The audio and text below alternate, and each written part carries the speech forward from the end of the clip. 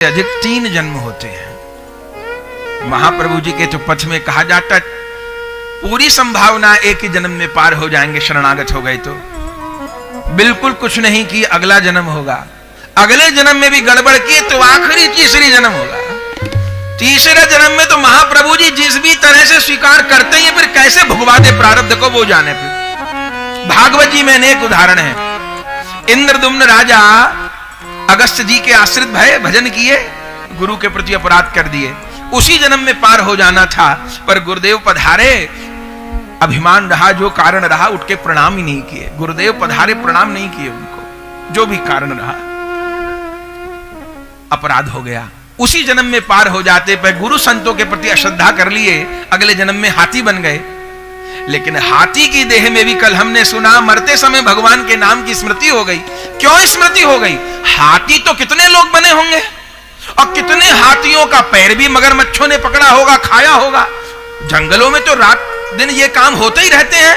पर किस गजेंद्र की कथा लिखी है भागवत में? हजारों गजेंद्र मरे होंगे, हजारों को खाया होगा मगरमच्छों ने। सबकी कथा लिखी है क्या? किसकी कथा लिखी है? जो हाथी पूर्व जन्म में गुरु शरणागत हो गया था,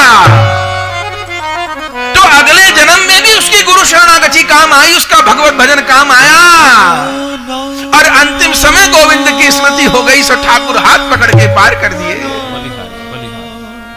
भरत ऋषि जी, भरत हरि जी महाराज, ऋषभ देव जी के पुत्र, भागवत जी में कथा आप सबने सुनी होगी।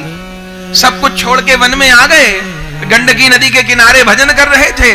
हिरन में आसक्ति हो गई, भूल हो गई, अंतिम समय हिरन में ममता हो गई, शरीर छोड़े, अगले जन्म में क्या बन गए? हिरन बन गए। ठीक, हिरन बन गए, गलती हो गई। आसक्ति तो गोविंद में करनी थी, अब हिरन के बच्चा में कर लिए तो गलत हुआ ना। कहां इतना राजपाट छोड़ आए, रानियां छोड़ आए, बच्चे छोड़ आए, सुख छोड़ आए, और देखो अटके तो कहां अटके? हिरन के बच्चे में अटक गए। चलिए कोई बात नहीं, तो हिरन के बच्चे में मरते समय आसक्ति हो गई। अब भगवान का विधान है कि यम यम वापी स्मरण भावम तत्तंते कलेवरम तम तमे वैति कौन्तेय सदा तद भावित। अर्जुन, अंतिम समय जिन भावों को स्मरण करते जीव शरीर छोड़ेगा, उसी को प्राप्त करेगा। तो भगवान कानून में बंधे हैं। अंतिम समय हिरन के बच्चे में आसक्ति किए तो हिरन बने, लेकिन भगवान ने त्याग दिया क्या? नहीं त्यागा। हिरन बने हैं, पर स्मृति है। हाय, घर से तो गोविंद को प्राप्त करने निकला था, और सब कुछ छोड़ आया, हिरन के बच्चे में अटक गया। तो जब हिरन बने हैं तो स्मृति है पूर्व की। अब क्या करते हैं? अब हिरनों के संग नहीं रहते हैं, अब हरी घास भी नहीं खाते, फल भी नहीं खाते। क्यों? हरी घास खाऊंगा, फल खाऊंगा, शरीर पुष्ट हो जाएगा। सूखे तिनका खाते हैं, जल्दी छूट जाए शरीर।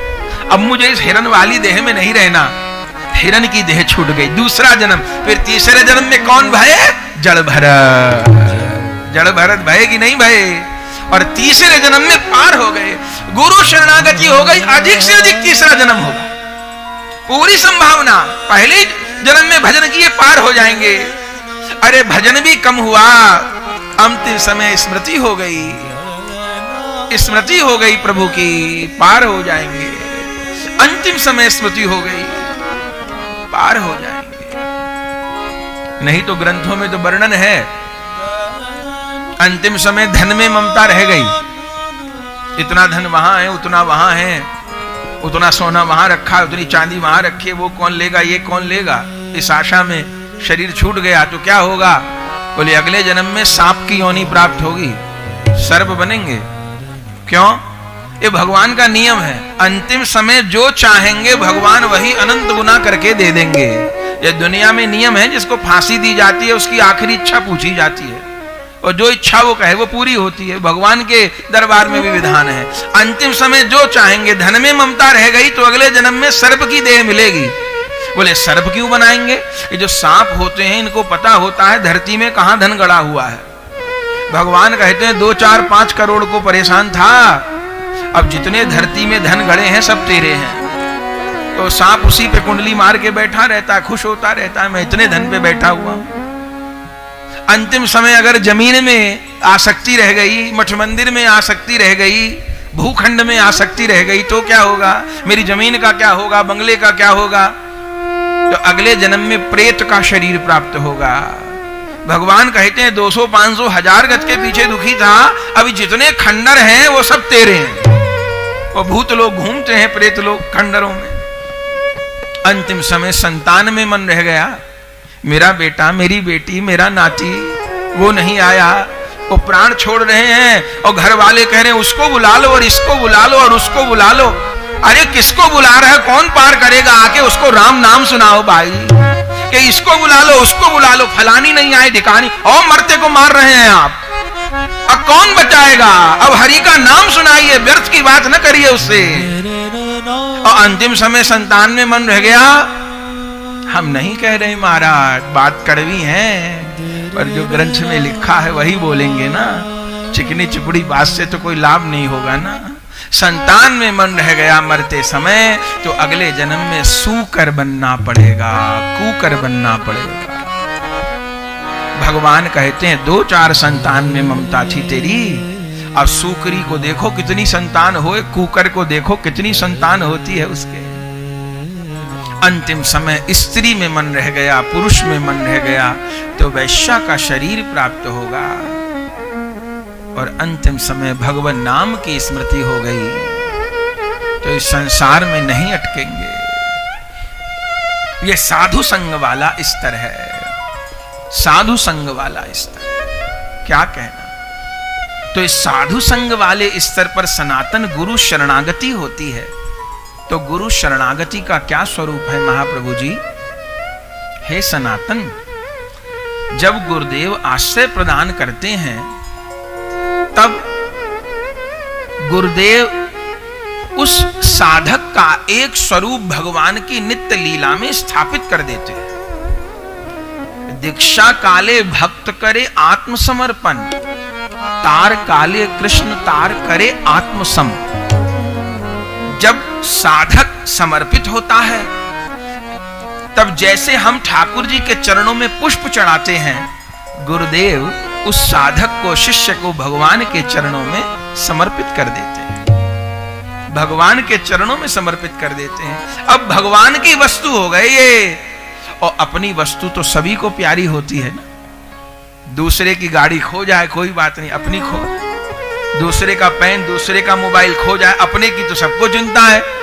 तो जो भगवान का हो गया उसकी चिंता फिर भगवान करते हैं, अपनी वस्तु की चिंता सभी को होती है, समर्पण कर देते हैं। फिर साधक को क्या करना होता है?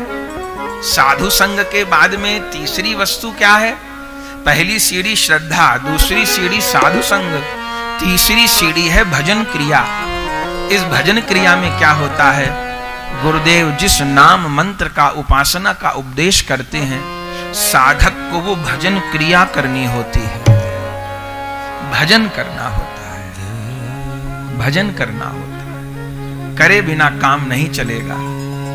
हम लोग 2 महीना 4 महीना साल भर करते हैं, पूछते हैं मन नहीं लगता, ये नहीं होता, वो नहीं होता। अरे बताओ भैया, बीए करने में कितने साल लगे थे? कितने 20 साल जिंदगी के देने पड़ते हैं एक सामान्य डिग्री को पाने के लिए, बीए एमए करने के लिए। ये बताओ भजन को कितने दिन दिए हो भाई? किस उपलब्धि की बात कर रहे हैं? मन अभी लग जाए। मन लगना तो अंतिम वस्तु है। भगवान कहते हैं गीता में, इंद्रियाणाम मनश्चास्मि, हे अर्जुन इंद्रियों में मैं मन हूं। तो मन बस में हो गया तो मोहन बस में हो गए। मन को बस में करना इतना आसान है क्या? पहले तन को साधन में लगाना होगा, फिर धीरे धीरे धीरे धीरे मन लगेगा। हमने साधन कितना किया है? बीए की परीक्षा देने में, बीए पास करने में कितना समय लगता है, लेकिन किसी को बीए करना है तो वो क्या सीधे स्कूल में जाके ये कहता है कि मेरा बीए में दाखिला ले लो? वो पूछते कहां तक पढ़े हो कि जी पढ़े तो नहीं है। तो बीए में दाखिला नहीं होगा, पहली में दाखिला होगा तुम्हारा। बोले नहीं नहीं जी, करनी तो हमको बीए थी। अरे भले बीए करनी है, तुमको ऐसे अनार लिखना आता नहीं, तुम्हें करनी बीए है। कोई हट करे मुझे सीधा बीए में दाखिला लेना है, कुछ नहीं होगा। हाँ, पहली में दाखिला ले ले, फिर पहली दूसरी तीसरी चौथी करते हुए 15-20 साल में वो कर पाएगा भी। ये क्यों नहीं कर पाएगा? सबने की है, वो भी कर पाएगा। पर जिस मार्ग से की जाती है उसी मार्ग से, मन चाहे मार्ग से नहीं होगा। पहली सीढ़ी सनातन श्रद्धा है, दूसरी साधु संग है, तीसरी भजन क्रिया है। ये भजन क्रिया क्या होती है? सनातन संप्रदाय के अंतर्गत आश्रय लेना होता है। वैष्णवों के 4 मूल संप्रदाय हैं। स्वयं भगवान अपना ज्ञान 4 को प्रदान किए। स्वयं भगवान लक्ष्मी जी को प्रदान किए, शंकर जी को प्रदान किए, ब्रह्मा जी को प्रदान किए, सनकादिक को प्रदान किए। स्वयं भगवान कितनों को अपना ज्ञान प्रदान किए? 4 को। लक्ष्मी जी को, ब्रह्मा जी को, शंकर जी को, सनकादिक को। इन 4 से ही वैष्णवों की 4 परंपराएं चली हैं। लक्ष्मी जी को ज्ञान प्रदान किए, उनको श्री संप्रदाय, आगे चल के श्री रामानंद संप्रदाय। भगवान सनकादिक को ज्ञान प्रदान किए, उनसे निम्बार्क संप्रदाय। भगवान शंकर जी को ज्ञान प्रदान किए, रुद्र संप्रदाय, विष्णु स्वामी संप्रदाय, पुष्टि मार्ग। भगवान ब्रह्मा जी को ज्ञान प्रदान किए, ब्रह्म संप्रदाय। मध्वाचार्य जी हुए तो ब्रह्म मध्व संप्रदाय। और उसी परंपरा में जब स्वयं भगवान महाप्रभु जी प्रकट भये तो ब्रह्म मध्व गौड़ेश्वर संप्रदाय। ये 4 मूल संप्रदाय हैं। इनमें आश्रय ग्रहण करना होगा। बोले इनमें आश्रय ग्रहण करने से क्या होगा? बोले हमने गंगा जी में एक लकड़ी का टुकड़ा डाल दिया। हरिद्वार में गंगा जी बह रही हैं, हमने लकड़ी का एक टुकड़ा डाल दिया हरिद्वार गंगा जी में। अब बताइए वो लकड़ी का टुकड़ा कहां पहुंचेगा? वो बहते बहते बहते एक दिन गंगा सागर पहुंचेगा। पहुंचेगा कि नहीं पहुंचेगा? क्योंकि गंगा तो आखिर गंगा सागर में ही जा रही है ना। अच्छा, हमने लकड़ी का टुकड़ा एक नहर में डाल दिया। हमने कहा ये भी तो पानी बह रहा है, डाल दीजिए। वो नहर तो किसी खेत में जाके खत्म हो रही थी, खेत को सींच रही थी वो तो। परंपराओं की इतनी मान्यता क्यों है? परंपराओं का इतना महत्व शास्त्र में क्यों है? उसका कारण क्या है? जैसे गंगोत्री गंगा से निकल करके गंगा सागर में समा रही है, ऐसे ही ये परंपरा श्री कृष्ण से प्रारंभ भई है, किसी व्यक्ति से प्रारंभ नहीं है। आज तो कितने उपसंप्रदाय प्रकट हैं जिनका कुछ पता ही नहीं। 10 साल, 20 साल, 50 साल, 100 साल, 150 साल, 200 साल, 250 साल, उससे ऊपर। आप हमसे पूछें कि महाराज जी आप अपने परदादा के परदादा का नाम बताइए, तो शायद हम ना बता पाए, हमको नहीं आता। या हम आपसे पूछें आप अपने परदादा के परदादा का नाम बताइए, तो आप कहेंगे हमें नहीं पता। तो हम ये मान लें कि आपके परदादा के परदादा नहीं थे, या हम अपने परदादा के परदादा का नाम नहीं बता रहे तो हम ये मान लें, आप ये मानेंगे कि परदादा के परदादा नहीं थे। अरे थे, प्रमाण क्या है? प्रमाण हम हैं। यदि हमारे दादा के दादा के दादा के दादा नहीं थे तो हम कहां से आ गए? 1000 साल पहले भी हमारे पूर्वज थे, तब तो हम है ना। परंपरा की महिमा है। और जिनका इतिहास 200 साल पुराना, 300 साल पुराना, 400 साल पुराना, तो क्या आसमान से कूदे थे? परंपरा कहां है? सनातन धर्म प्राचीन क्यों है? सनातन धर्म की महिमा क्यों है? श्री राम हमारे भगवान हैं, श्री कृष्ण भगवान हैं, नरसिंह भगवान हैं, पर श्री कृष्ण से पहले भी सनातन धर्म था। श्री कृष्ण ने सनातन धर्म नहीं बनाया। श्री राम से पहले भी सनातन धर्म था, श्री राम ने सनातन धर्म नहीं बनाया। नरसिंह भगवान से पहले भी सनातन धर्म था, नरसिंह भगवान ने सनातन धर्म नहीं बनाया।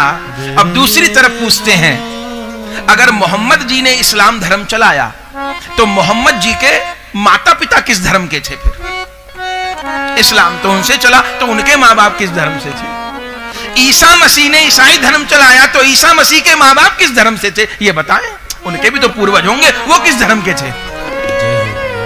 तो पता चलेगा सबका उद्गम केवल सनातन है और कुछ नहीं। सबका उद्गम यही है। तो जो वैष्णव जन की परंपरा है, ये महाप्रभु आज्ञा कर रहे हैं, सनातन, उन्हीं में आश्रय लेना होगा। किसी लकड़ी के टुकड़े को पोखर में डाल दिए, तालाब में डाल दिए, किसी नहर में डाल दिए, नाले में डाल दिए, थोड़े समय बहेगा, मंजिल पे नहीं पहुंचेगा। गंगा की धारा में डाले हैं, हाँ कितना समय लगेगा ये खबर नहीं है, पर गंगा की धारा में डाले हैं तो कागज का टुकड़ा भी एक दिन तो गंगा सागर पहुंचेगा। क्योंकि गंगा गंगा सागर जा रही हैं। ऐसी जो वैष्णव जन की परंपरा है, ये गोविंद से ही प्रारंभ होती है और गोविंद के चरण कमल में ही विश्राम लेती हैं। व्यक्ति में कमी हो सकती है, परंपरा में कमी नहीं हो सकती। हमको गाड़ी से बंबई जाना है, किसी ने फर्स्ट क्लास का टिकट लिया, किसी के पास कम पैसे थे सेकंड का लिया, थर्ड का लिया, स्लीपर का लिया, किसी के पास नहीं जनरल डब्बे में चढ़ गया। चलो कोई बात नहीं, ऐसे घुस-पुस के बैठ के चले जाएंगे। पर एक बात बताइए कि ट्रेन तो एक ही संग पहुंचेगी ना स्टेशन पे, कि फर्स्ट क्लास वाला डब्बा पहले पहुंच जाएगा और जनरल वाला बाद में पहुंचेगा? ऐसी बात नहीं है। ट्रेन तो पूरी संग ही पहुंचेगी और सब यात्री एक ही समय पर उतरेंगे। पर हाँ, जो एसी डब्बे में बैठा था उसने सहजता से सफर कर लिया और जो सामान्य में बैठा था उसने कठिनाई से किया। लेकिन जिस ट्रेन में बैठे हैं वो जहां जा रही है वही पहुंचेंगे। बंबई की टिकट लेके बंबई की ट्रेन में बैठे हैं तो कलकत्ता नहीं पहुंचने वाले, और कलकत्ता की गाड़ी में बैठे हैं टिकट लेके तो दिल्ली नहीं पहुंचने वाले। जहां की गाड़ी में बैठे हैं वहीं पहुंचेंगे। ये संप्रदाय की महिमा है। संप्रदाय एक पथ है, एक ट्रेन है, एक गाड़ी है। सब आचार्य महापुरुष उसके डिब्बे के जैसे हैं। अपने को तो गाड़ी में बैठना है, फिर किसी का साधन कम होता है, किसी का ज्यादा होता है, पर आश्रय बहुत बड़ी वस्तु होती है। वास्तव में जीव को आश्रय पार करता है। सूरदास जी का प्रथम दिन चरित्र सुना था। संपूर्ण जीवन खूब कीर्तन किया, जब चलने लग गए 105 वर्ष की अवस्था में और पूछा आपके सारे जीवन का सार क्या है, तो आखिर में सूरदास जी यही कहे, दृढ़ इन चरणन केरो भरोसो, दृढ़ इन चरणन केरो। श्री वल्लभ नग चंद्र छटा बिन सब जग माझ अंधेरो। साधन और नहीं आ कली में, जासो होए निवेरो। सूर कहा कही द्विध आंधरो, बिना मूल को चेरो। भरोसो दृढ़ इन चरणन केरो। ये आश्रय ही जीव को पार करता है। तो आश्रय ग्रहण किया जाता है सनातन। पहली सीढ़ी श्रद्धा, फिर साधु संग, फिर भजन क्रिया। फिर आश्रय ग्रहण करने पर भजन क्रिया किस प्रकार होती है देखो। सनातन गुरुदेव कान के माध्यम से नाम रूपी बीज साधक के हृदय में रोपित कर देते हैं, बो देते हैं। बीज को किसान ने बो दिया, अब क्या करना है साधक को? गुरुदेव तो बीज बो देते हैं, अब साधक को उस बीज को सींचना होता है। किसान बीज बोता है फिर सींचता है, तो महाप्रभु जी सिंचाई क्या है? सनातन, श्रवण, कीर्तन और स्मरण, ये तीन भक्ति रूपी बीज की सिंचाई है। श्रवण भक्ति से सींचिए, कीर्तन भक्ति से सींचिए और स्मरण भक्ति से सींचिए। ऐसे 9 भक्ति हैं, पर 9 में प्रधान ये 3 भक्ति हैं। श्रवण भक्ति का क्या स्वरूप है महाप्रभु जी? देखो सनातन, आज तक जीव जो कुछ भी सीखा है, जो कुछ भी समझा है, वो सुन के ही सीखा है। बंगाल में पैदा होने वाला बच्चा जन्म से बंगाली बोलता है, अमेरिका में पैदा होने वाला जन्म से अंग्रेजी बोलता है, तमिलनाडु में पैदा होने वाला जन्म से तमिल बोलता है। हम लोग तमिल सीखना चाहें, कितनी कठिनाई होगी तमिल सीखने में, लेकिन वहां जिस बालक ने जन्म लिया है वो जन्म से तमिल बोल रहा है। क्यों बोल रहा है जी? कहां सीखने गया था वो कहीं सीखने नहीं गया। उसने जन्म से जो सुना वही बोला। सनातन श्रवण भक्ति की बड़ी महिमा है। हम लोग जन्म से क्या सुने? ये तेरा है, ये मेरा है, ये मेरा है, ये तेरा है, ये मेरे माँ बाप, ये उसके माँ बाप, ये मेरे कपड़े, उसके कपड़े, मेरा पैसा, ये उसका पैसा, ये मेरे, ये परा। यही सीखे। यही सुनते सुनते सुनते सुनते दिल दिमाग में ये बात बैठ गई।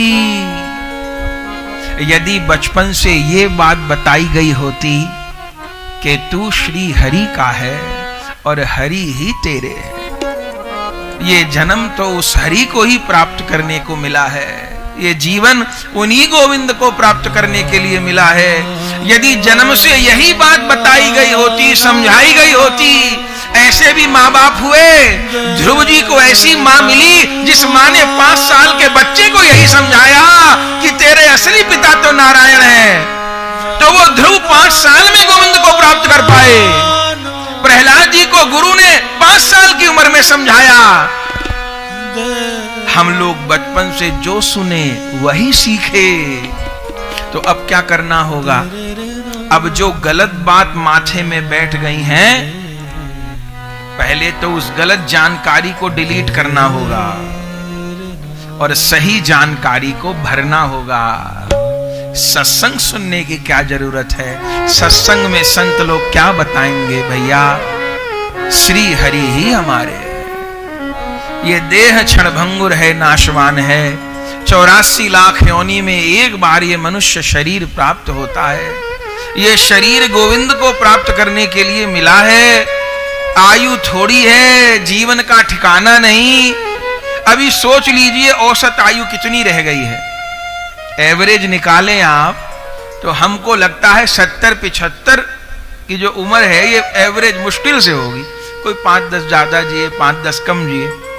तो हम आप जितने बैठे हैं अब सोच लें कि हम लोग कितनी आयु जी चुके हैं। 75 को एवरेज अगर माने औसत आयु, तो कितना जीवन हम लोग जी चुके हैं और कितना बाकी है अभी। और फिर सोच ले अभी मैं क्या प्राप्त कर चुका हूं और क्या करना बाकी है।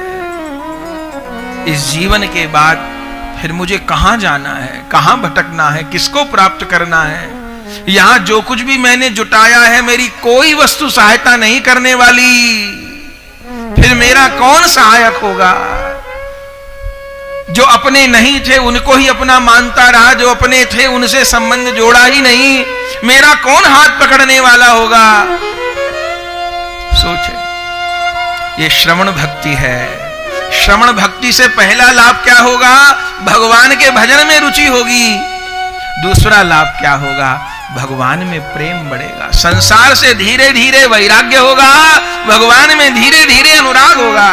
ये श्रवण भक्ति का फल है। श्रवण भक्ति से सींचे, पर किनसे श्रवण करे और क्या श्रवण करे? आज तो कथा के नाम पर भी बहुत उल जलूल बात होती है, जिनका कोई ग्रंथ से लेना देना नहीं है। तो सत्संग के नाम पर समय व्यर्थ न करे, जहां विशुद्ध रूप में सत्संग ही होता हो। भागवत जी हैं तो भागवत जी ही सुनाई जा रही हो, राम कथा है तो राम कथा ही सुनाई जा रही हो, भक्तमाल है तो भक्तमाल ही सुनाई जा रही हो। जहां जीव को संसार चक्र में फंसाने की नहीं, संसार चक्र से निकालने की बात हो रही हो, वहां श्रवण करे, खूब श्रवण करे, जरूर श्रवण करे। केवल श्रवण भक्ति जीव को पार कर सकती है। परीक्षित जी ने केवल श्रवण भक्ति तो की थी, एक ही बार कथा सुने वो पार हो गए। श्रवण भक्ति करे। फिर दूसरा जल क्या है बीज को सींचने का? कीर्तन भक्ति। कीर्तन करे। क्या कीर्तन करे? कीर्तन के नाम पर ऊल जलूल कुछ भी न गाने लग जाए, कुछ भी न बोलने लग जाए। जो महापुरुषों के पद है, आप लोग कीर्तन करते हैं, हमको बड़ी प्रसन्नता होती है। मीराबाई जी के पद, सूरदास जी के पद, कबीरदास जी के पद, तुलसीदास जी के पद, कैसे कैसे सुंदर राग में आप सब लोग मिलके गाते हैं। ये महापुरुषों के पद गाए का लाभ क्या है? महापुरुषों ने कल्पना नहीं की है। मीराबाई के मुख से एक भी शब्द निकला है तो उससे पहले उनके सामने गिरधर खड़े हैं, वो गिरधर को देख के गा रही हैं। तो मीराबाई जी के पद को हम गाएंगे तो क्या लाभ होगा? देखिए, हम गाएंगे और जैसे वो शब्द प्रभु के कान में पहुंचता है ना, तो हमारे भीतर वो प्रेम नहीं, अरे मीरा वाली पुकार कौन कर रहा है, ये मीरा वाला गीत कौन गा रहा है, ये सूरदास वाली पुकार कौन कर रहा है। तो उस महापुरुष की आड़ में, उस महापुरुष की ओट में जीव पर कृपा हो जाती है। भगवान मीरा के पद के दीवाने हैं, सूरदास जी, तुलसीदास जी महापुरुषों के पद के दीवाने हैं। उनका कीर्तन गा के जीव पर अनायास उनके हिस्से की कृपा मिल जाती है। दूसरी भक्ति कीर्तन भक्ति है। कीर्तन करे, महापुरुषों की वाणी गाए, गुरुजनों के पद गाए। कोई कहे मुझे तो पद गाने नहीं आते, तो कोई बात नहीं, नाम पुकारे, कीर्तन करे, नाम करे, जो नाम प्यारा लगता हो सो करे। सब नामों में भगवान की समान शक्ति है। भगवान ने विविध नाम प्रकट कर दिए, जो नाम प्रिय लगे, जो गुरु बताए सोई नाम गावे, कीर्तन करे। लेकिन ध्यान रहे, कीर्तन महफिल न बन जाए, कीर्तन ऑर्केस्ट्रा न बन जाए, कीर्तन केवल नाचने गाने की प्रतियोगिता न बन जाए। कीर्तन भगवान की पुकार हो, कीर्तन करते ही मन उनके लिए व्याकुल हो जाए। ये भावना हो, मैं जो कीर्तन कर रहा हूं, मेरे सामने मेरे इष्ट देव बैठे हैं, मेरे गुरुदेव बैठे हैं, मेरा एक एक शब्द उनके कान में जा रहा है। मेरा कीर्तन सुन करके वे द्रवीभूत हो रहे हैं, मुझ पर कृपा कर रहे हैं। ऐसे रोकर व्याकुल होकर कीर्तन करे। और क्या करे? कीर्तन भक्ति के दो प्रकार हैं, कीर्तन और नाम जप। अब कीर्तन की तो एक सीमा है, 1 घंटा 2 घंटा 3 घंटा, बाकी समय। अरे स्कूल में तो बच्चा 4-5 घंटे के लिए जाता है, तो घर पे आके नहीं पढ़ता क्या? जो बच्चा स्कूल तो जाए और घर पे आके कॉपी न छुए, उसके पास होने की संभावना कमी है। स्कूल में जाके पढ़ना होगा, लेकिन घर पर आकर भी पढ़ना होगा। पेपरों की तैयारी तो घर पे ही होती है। तो जो कीर्तन भक्ति है, ये जो श्रवण सत्संग वाली भक्ति है, ये क्लास वर्क है। और सत्संग और कीर्तन भक्ति के बिना जो नाम जप है, वो होमवर्क है। बाकी समय में नाम जप करे। हे सनातन, नाम न छूटे तो कौन नाम का आश्रय ले। हे सनातन, प्रभु के सब नाम समान हैं, गुरु जिस नाम का उपदेश करें, पर बाकी इस कलिकाल के लिए महामंत्र की बड़ी महिमा है, बड़ी महिमा है। और सबको मंत्र कहा गया है, हरे कृष्ण महामंत्र को महामंत्र कहा गया है। तो इस 16 नाम 32 अक्षर वाले महामंत्र का जप करे। हरे कृष्ण कृष्ण कृष्ण हरे हरे, हरे राम राम राम हरे हरे, हरे कृष्ण कृष्ण कृष्ण हरे हरे, हरे राम राम हरे हरे, हरे कृष्ण कृष्ण हरे हरे, हरे राम राम हरे हरे। महामंत्र की 16 माला करने पर 25,000 नाम होते हैं। महाप्रभु जी आज्ञा कर रहे हैं, साधक कम से कम दिन में 16 माला तो अवश्य करे। महाप्रभु जी 16 माला की विशेष आज्ञा क्यों है? देखो सनातन, एक दिन रात में जीव 21,600 बार सांस लेता है। नियम यह है, प्रत्येक श्वास पर एक बार नाम हो। जो श्वास बिना नाम के जा रही है वो व्यर्थ, कर्जा हो रहा है। तो 16 माला महामंत्र की होती हैं तो 25,000 नाम हो जाता है। आज कोई कर्जा नहीं चढ़ा, लेकिन पहले इतनी सांस व्यर्थ कर चुके हैं, उसका क्या होगा? तो फिर रोज कुछ बढ़ा के नाम करना होगा। अपने यहाँ तो हजारों की संख्या में साधक हैं जो 1-1 लाख नाम कर रहे हैं, 2-2 लाख नाम कर रहे हैं, 3-3 लाख नाम कर रहे हैं। गृहस्थ वैष्णव हजारों की संख्या में है इस समय, जो घर में रहते बाल बच्चों के बीच, यहाँ जितने भी वैष्णव कथा के बीच में आ रहे थे, आप दर्शन कर रहे थे, वो सब 1 लाख नाम से तो कम करने वाला उनमें कोई नहीं था। सब घर गृहस्थ में रहने वाले। 16 माला कम से कम करे। कीर्तन भक्ति सनातन मन बार बार नाम भूलेगा, लेकिन मन को बार बार याद कराए नाम जप के लिए। जहां रहते हैं वहां कुछ लिख कर रख लें। क्या लिख लें? क्या नाम जब चल रहा है? Question mark. बार बार निगाह जाएगी, अरे मेरा तो बंद हो गया, फिर शुरू। भीतर भीतर नाम जपने की कोशिश करें। जितनी देर माला से हो सकता है माला से करे। माला से नहीं संभव है तो काउंटर ले ले। काउंटर से संभव नहीं है तो बिना काउंटर के नाम को पकड़े रहे, नाम को नहीं छोड़ने पावे। भगवान गीता में कहते हैं सनातन यज्ञों में मैं जप यज्ञ हूं। बोले अग्नि वाला यज्ञ न करे, बोले करे, बड़ी महिमा है, अग्नि वाला यज्ञ करे। लेकिन इस कलयुग में ये अग्नि वाला यज्ञ कहां तक पहुंचाएगा खबर नहीं है। सामग्री शुद्ध नहीं मिलेगी, आचार शुद्ध नहीं मिलेगा, मंत्र शुद्ध नहीं बोले जाएंगे, तो क्या करे? तो जप यज्ञ करे। जप यज्ञ का क्या स्वरूप है? बोले मुख ही यज्ञ कुंड है। जो नाम बोल रहे हैं यही आहुति है, जीभा के द्वारा आहुति दी जा रही है। बोले यज्ञ में तो बहुत चीज स्वाहा होती हैं, इस वाले यज्ञ में क्या स्वाहा होगा? बोले मुख यज्ञ कुंड है, जीव के द्वारा नाम की आहुति दी जा रही है। स्वाहा क्या हो रहा है? जीव के अनंत जन्मों के पाप और अपराध स्वाहा हो रहे हैं इस नाम वाले यज्ञ, इस जप वाले यज्ञ। नाम करे।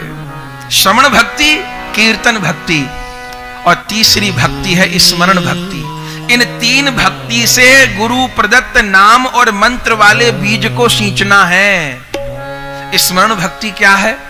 स्मरण भक्ति है कि सब समय ये याद रखना है कि हरि और गुरु मेरे निकट हैं। मैं कभी भी अकेला नहीं हूं, अनाथ नहीं हूं। कभी भी एक क्षण के लिए भी हर समय हरि और गुरु मेरे निकट हैं। कैसे अभ्यास करें? सवेरे उठें, सबसे पहले भगवान नाम, हरे कृष्ण कृष्ण कृष्ण हरे कृष्ण कृष्ण कृष्ण हरे हरे हरे राम गो राधे श्याम हरे कृष्ण हरे राम गो राधे श्याम हरे कृष्ण हरे गो राधे श्याम हरे कृष्ण हरे राम। अभी उठे ही हैं, पलंग पे ही हैं, शैया पे हैं, 5-10 मिनट प्रार्थना करें प्रभु को। हे मेरे नाथ, अब दिन का प्रारंभ कर रहा हूं। हे मेरे ठाकुर, तुम मेरी स्मृति में बने रहना। तुमको स्मरण रखते हुए मैं अपने कर्म कर पाऊं। हे गोविंद, मेरा मन बार बार गलत दिशा में भागेगा, मेरे ठाकुर मुझसे को संभालना। मेरे से गलत कर्म नहीं बने, मेरे मन में गलत विचार नहीं आए। दिन का प्रारंभ कर रहा हूं, मैं अभी से अपना ये दिन तुम्हारे चरणों में समर्पित करता हूं। मुझे उनसे मिलाना जो तुम्हारी स्मृति कराएं, जो तुमसे दूर ले जाएं। ऐसे जन से मुझे नहीं मिलाना, मैं तुमको स्मरण करते हुए कर्म कर पाऊं। फिर उठे, पृथ्वी देवी को प्रणाम करे, नित्य क्रिया से निवृत्त हो, स्नान करने जाए। अब स्नान के लिए बाल्टी रखी है, क्या करे? एक बार गंगा जी को याद कर ले, यमुना जी को याद कर ले, राधा कुंड कृष्ण कुंड को याद कर ले। याद करने से क्या होगा? उस जल के भीतर गंगा जी यमुना जी का समावेश हो जाएगा। केवल चिंतन का प्रभाव। स्नान करे, स्नान करके तिलक आदि धारण करे और फिर जो भी नियम करते हैं वो करे, पर अपने नियम में नाम जप की संख्या को अवश्य शामिल करे। और जो पूजा पाठ करते हैं सब अच्छी बात है, पर इस कलयुग का प्रधान साधन नाम है, नाम है, नाम है। जो करते हैं अच्छी बात, पर एक संख्या रख के इतनी माला मुझे करनी है। 16 माला का नियम तो अवश्य बनाए। हाँ, बिल्कुल अभी नहीं है तो 2 से प्रारंभ करे, 3 से प्रारंभ करे, 1 से प्रारंभ करे, 4 से प्रारंभ करे। संख्या रखे, एक बार में पूरा नहीं हो तो 2 बार में कर ले, 3 बार में कर ले। प्रारंभ करे। नाम जब जरूर रखे अपने पूजा के नित्य नियम में। एक दूसरी चीज और रखे, अपने पूजा के नियम में क्षमा प्रार्थना जरूर रखे। प्रतिदिन क्षमा मांगे, ये न सोचे मैंने क्या किया है क्या नहीं किया। अनंत जन्मों में जीव अनंत अपराध करके आया है। क्षमा मांगे, क्षमा मांगे, अपने अपराधों की क्षमा मांगे, प्रणाम करे। फिर ठाकुर जी को, इष्ट देव को, गुरुदेव को जिनकी पूजा करते हैं, कैसे प्रणाम करे? पंचांग प्रणाम करे, सिर को जमीन पर रखकर हाथ को जोड़कर प्रणाम करते हुए क्या भावना करे, क्या बोले? श्री राधा माधव के चरण कमलों में, महाप्रभु जी के चरण कमलों में मेरा प्रणाम, मेरे माता पिता का प्रणाम, मेरे गुरु महाराज का प्रणाम। ऐसे प्रणाम होता है, क्योंकि ये शरीर माँ बाप ने दिया है तो उनका भी स्मरण करना जरूरी है। मेरा प्रणाम, मेरे माता पिता का प्रणाम, मेरे गुरु महाराज का प्रणाम। अपराधों को क्षमा करिए, सेवा में स्वीकार करिए, प्रणाम करें। प्रणाम करते यही भावना हो कि मेरा माथा युगल सरकार के चरणों पर रखा हुआ है। जिनको प्रणाम कर रहे हैं उनके चरण पर मेरा माथा रखा हुआ है। फिर जो भी कुछ भोजन प्रसाद ग्रहण करना है करे। फिर जिस भी कार्य क्षेत्र में जाना है, नौकरी पे जाना है, व्यापार में जाना है, तो भगवान को छोड़ के न जाए, साथ लेके जाए, मन से प्रभु को साथ लेके जाए। अब क्या करे? जहां बैठे हैं, नौकरी कर रहे हैं, व्यापार कर रहे हैं, एक और प्रभु को बिठा ले। भले तो स्वरूप, भले मन से बिठा ले कहीं प्रभु को।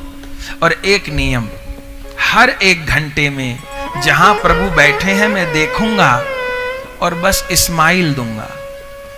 हाथ जोड़ने की भी जरूरत नहीं, कुछ कह, स्माइल। और बस ये मानूंगा मुझे देख रहे हैं, मैं अकेला नहीं, मैं जो कर रहा हूं मेरे ठाकुर मुझे देख रहे, मैं बैठा हूं देख रहे। नाम जप करते हुए, उनको स्मरण करते हुए मैं अपना काम करूंगा। फिर आधा घंटे बाद, पौना घंटे बाद मुझे देख रहे हैं। 2 घंटा बीते, 3 घंटा बीते, 5-10 मिनट का समय है। मोबाइल पे भी तो इतना टाइम खराब करते हैं। 2 घंटा 3 घंटा बीते, समय है 5-10 मिनट का। अब बात कर ले प्रभु से मन ही मन में। हे मेरे ठाकुर, ये 3 घंटे का समय तुमको स्मरण करते हुए बिताने का मैंने प्रयास किया। काम करते हुए तुमको याद रख सकूं। थोड़ा सफल भी हुआ, थोड़ा असफल भी हुआ। हे मेरे ठाकुर, मुझे शक्ति दे। जैसे गोपांगनाओं ने तुझको प्यार करते हुए जगत का सब काम किया, हे गोविंद मेरे दिल को भी गोपी बना दे।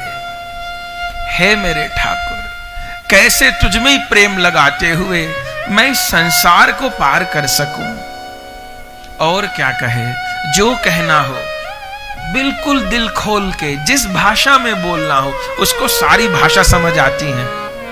प्रभु, अभी थोड़ी देर पहले उस स्त्री को देख के, उस पुरुष को देख के मेरे मन में बुरा विचार आया। ऐसा क्यों होता है? मुझे पावन करो मेरे प्रभु, मेरे मन से ये विकार समाप्त हो। हे प्रभु, उसके धन को देख के मन में विचार आया कि उसके पास मेरे से पैसा ज्यादा क्यों है, उसका व्यापार मेरे से ज्यादा क्यों है। ऐसा मेरे मन में विचार आया। हे मेरे ठाकुर, मेरा धन तो तुम हो। उसको देख के खराब विचार मेरे मन में आया। मेरे मन को ही तुम चुरा लो। तुम तो चित चोर हो, माखन चोर हो। मेरा मन इस योग्य नहीं है कि तुम चुराओ, पर मेरे ठाकुर तुम चुरा लो मेरे मन को। अब तुम तो कहते हो निर्मल मन जन सो मोहि पावा। अब निर्मल मन कहां से लाऊं? अब जिसके पास जो होगा वो वही तो चढ़ाएगा। तो मेरे पास जैसा भी गंदा संदा मन है मैं तुझको चढ़ाता हूं ठाकुर। तुम्हारे तो चरणों से गंगा निकलती है। तुम तो जिस चीज को छू दोगे उसी को पावन कर दोगे। मेरे मन को छू दो। तुम तो जिसको छू दोगे उसी को गंगा बना दोगे। 2 मिनट 5 मिनट बात करे, फिर समय बीते, फिर देखे। पूरे दिन कोशिश करे, हर समय प्रभु मेरे साथ हैं। दिन बीत गया, रात को सोने चले, अब फिर 5-10 मिनट प्रभु से बात करे, हे मेरे ठाकुर, आज का दिन तो पूरा हो गया, अब जितने दिन तुमने दिए हैं एक दिन और आज कम हो गया जीवन का, पर ये दिन भी तेरे ही चरणों में चढ़ाता हूं ठाकुर। इस पूरे दिन में मुझसे जो भी सत्कर्म हुए हैं या जो कुछ भी कर्म हुए हैं, मैं सब तुमको अर्पण करता हूं। मुझे पुण्य भी नहीं चाहिए, मुझे पाप भी नहीं चाहिए, मुझे तो केवल तेरा प्रेम चाहिए। मैं तेरे चरणों में कर्म अर्पण करता हूं। मैंने किसी के प्रति अपराध किया हो आज, तो मैं उन सब से माफी मांगता हूं। मेरा जिनके प्रति भी अपराध बना है, मैं उन सब से माफी मांगता हूं। और जिन्होंने मेरे प्रति गलती की, अपराध की है, मैं उन सबको क्षमा करता हूं। मुझे कुछ लेना देना बाकी रखना नहीं। मुझे ये भी नहीं पता कि मैं सवेरे उठ भी पाऊंगा कि नहीं उठ पाऊंगा, यही मेरा अंतिम दिन हो, पर तेरे चरणों का सहारा लगा के अब सो रहा हूं। मेरे ठाकुर, मुझे संभालना। तेरा प्रत्यक्ष दर्शन हो इस योग्य तो हूं नहीं, पर कभी मेरे सपने में तुम आना। मेरे सपने में तो आओ कभी, मेरे सपने में तुम आना। कभी मुरली मधुर बजाना, मेरे सपने में हरियाणा। सब कर्म को अर्पण कर दे सनातन, सो जा।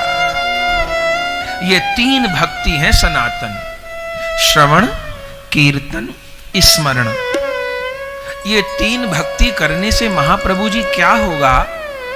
सनातन गुरुदेव ने जो नाम और मंत्र वाला बीज धरती में बोया था वैष्णव के साधक की हृदय वाली भूमि में, उसमें श्रवण, कीर्तन और स्मरण वाला जल डालने से वो बीज पनपने लग जाएगा, अंकुर फूटेगा, पौधा बनेगा, बेल बढ़ने लग जाएगी। बेल कहां तक बढ़ेगी? अरे बढ़ते बढ़ते बढ़ते बेल बहुत बढ़ जाएगी। लेकिन अभी एक सावधानी है। क्या? अरे पौधा बढ़ रहा था, छोटा था, रक्षा करनी होगी, कोई बकरी न खा जाए, कोई हाथी आके उस बेल को उखाड़ न दे। तो ये बकरी और हाथी कौन है? सनातन वैष्णव अपराध, नामा अपराध, सेवा अपराध। यही वो बकरी और हाथी हैं जो भक्ति वाली बेल को खा जाते हैं। भक्तमाल जी में तो बकरी कहा है अपराध को, महाप्रभु चरितामृत में हाथी कहे हैं। बोले भक्तमाल जी में बकरी क्यों कहा? बोले बकरी के मुंह में विष होता है, तो बकरी जिस डाल को खा लेती है, नुकसान क्या होता है? उस डाल की वृद्धि रुक जाती है। विष होता है बकरी के मुंह में, वो जिसको खा लेगी उस डाल की वृद्धि रुक जाएगी। तो अगर भक्ति वाली बेल को नामापराध वैष्णव अपराध रूप बकरी ने खा लिया तो वृद्धि रुक जाएगी भक्ति की। महाप्रभु तो कहते हैं हाथी, बकरी तो खाएगी, कुछ छोड़ भी देगी, हाथी तो सूंड में लपेट के जड़ से उखाड़ देगा। तो सनातन भक्ति करते हुए वैष्णव अपराध से, सेवा अपराध से, नामा अपराध से बचे। अपराध से बचते हुए फिर ये धीरे धीरे बेल बढ़ेगी। बेल बढ़ते बढ़ते कहां तक जाएगी? ये भक्ति रूप बेल में कभी कभी देखने में आता है कि कोई बहुत बुरा आदमी है और संसार में बड़ा फल फूल रहा है, बहुत पैसा है, स्वस्थ है, खांसी भी नहीं आती, पाप भी कर रहा है, पैसा भी है, स्वास्थ्य भी है, संतान भी है, नाम सम्मान भी है, सब कुछ है। और एक बेचारा भजन कर रहा है, ईमानदारी से रह रहा है, बड़ा दुखी है। ऐसा देखने में आता है। ऐसा क्यों है? ये भागवतिक विधान है, भगवान के यहाँ का नियम है। जब कोई बुरे रास्ते पे लगेगा उसी समय उसके पुण्य क्षय होने लग जाएंगे, क्योंकि उसको उसके बुरे कर्म का आगे जाके परिणाम मिलना है। तो उसने जो पूर्व जन्म में या इस जन्म में पहले पुण्य किए हुए हैं वो उसको सहारा लगा सकते हैं। तो वो पाप कर रहा है, उसके पुण्य उसका साथ देंगे। साथ देंगे अर्थात क्षय होंगे, घटेंगे। लगेगा कि ये तो पाप कर रहा है, बहुत आगे बढ़ रहा है, आगे नहीं बढ़ रहा। इस समय पुण्य भगवान उसके भुगवा रहे हैं, क्योंकि अब उसको पाप का दंड मिलना है। उसके पुण्य भगवान भुगवा देंगे, ताकि जब पाप भोगने का अवसर आए तब उसके पुण्य उसकी सहायता न कर सके। पुण्य भुगवा देंगे।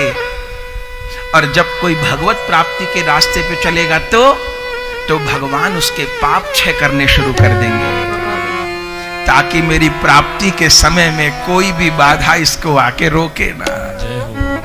वो भागवतिक विधान तो बहुत दया से भरा है, पर हम लोग नहीं जान पाते तो इसलिए घबरा जाते हैं। एक किसान ने पिछले साल बहुत बढ़िया खेती की थी, बहुत फसल आई थी बढ़िया।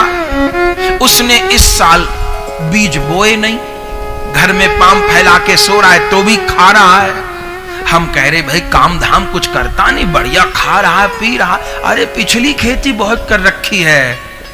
एक बेचारे किसान की पिछली बार फसल में आग लग गई थी, कर्जा हो गया था। इस साल रात दिन खेती कर रहा है तो भी कर्जा उतारते उतारते मुश्किल से रोटी खा पाता है। हम कह रहे हैं इतनी मेहनत करके भी मुश्किल से रोटी खा रहा है। भैया उसका पिछला कोई सुकृत नहीं है उसके साथ, उसके विधान में बोलने की गुंजाइश है नहीं। उससे बढ़िया हिसाब किताब लगाना कोई जान सकता नहीं। बुरा कर्म कर रहा है, सुकृत आके नष्ट हो रहे हैं। दुनिया में देखते हैं ना, हर लाभ शुभ नहीं होता।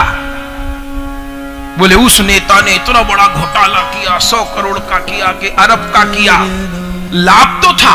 हर लाभ शुभ नहीं होता, सावधान। लेकिन हर शुभ लाभ होता है।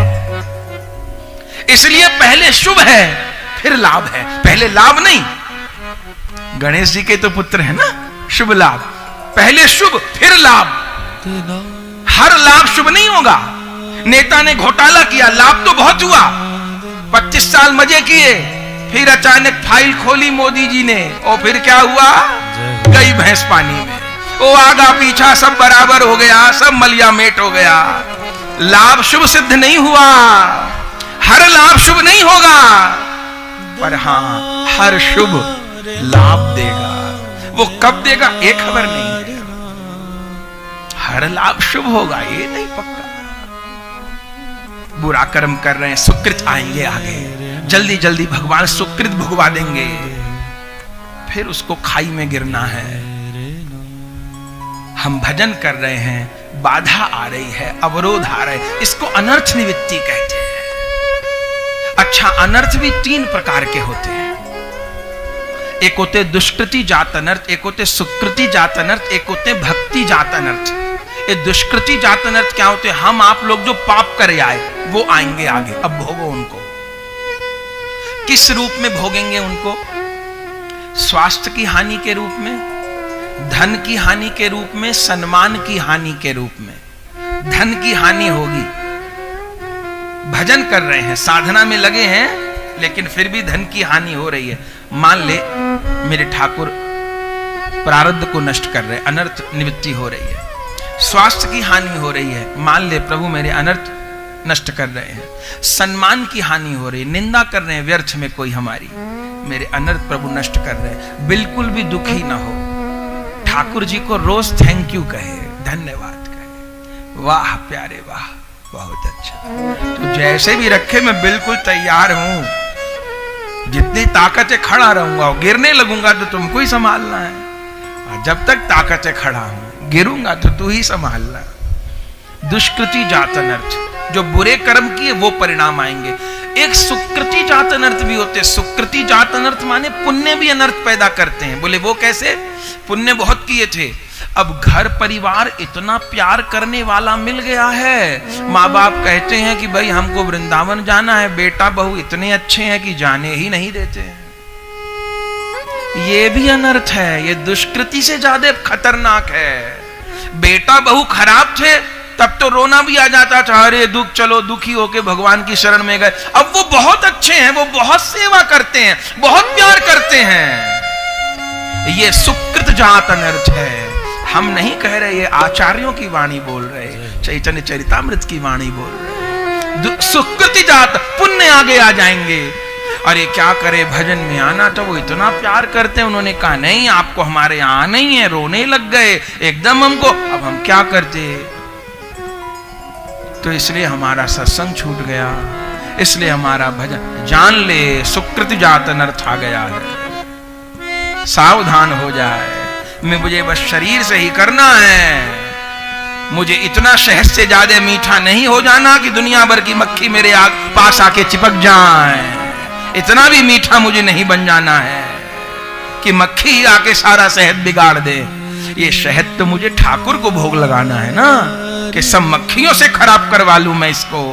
मक्खियां शहद चाट भी जाएंगी और वहां मल भी कर जाएंगी, मुझे इतना भी मीठा नहीं बनना है। ये सुकृति जात अनर्थ है। एक तीसरा अनर्थ रूप गोस्वामी कहते हैं भक्ति जात अनर्थ। ये क्या है? भक्ति करते हैं, महाराज बन गए हैं, गुरुजी बन गए हैं, भजन करने चले थे, महाराज मिलने वाले आ गए हैं, माला छोड़ो अब मिलो। अब वो मिलके क्या कह रहे हैं कि महाराज घर में समस्या चल रही है, अब उपाय बताओ, जरा हमारी पत्री देख दो, जरा वो बेटा बहू की खटपट चल रही है, बता दो उपाय क्या है। अरे वो बेटे के बेटा ही नहीं हो रहा, कुछ उपाय बताओ गुरुजी।